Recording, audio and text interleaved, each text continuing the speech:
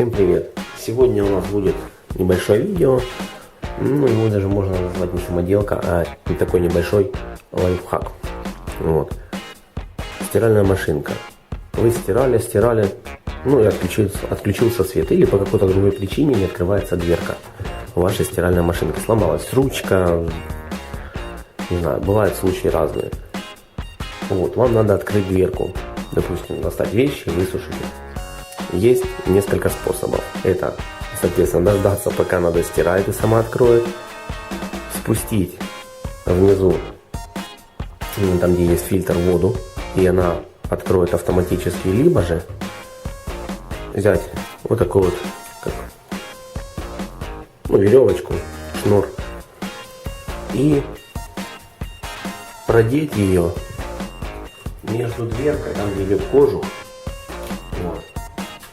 вот туда вот, в середину, и потянуть в другую сторону.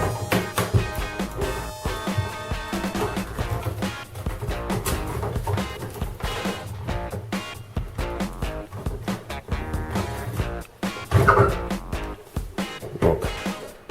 Итак, хорошо. Вот. Звук не щелкал, звука не было, потому что, то есть, дверка чуть-чуть спущена вниз. Так. Вот у нас я закрыл ее еще раз. Так вот. Шнурок. Запускаем туда нашу с вами веревочку. Так вот. И щелкаем. Оп. Так вот. Ребята, ну что, спасибо всем за внимание. Подписывайтесь на канал. Ставьте пальцы вверх, если понравилось. Всем пока!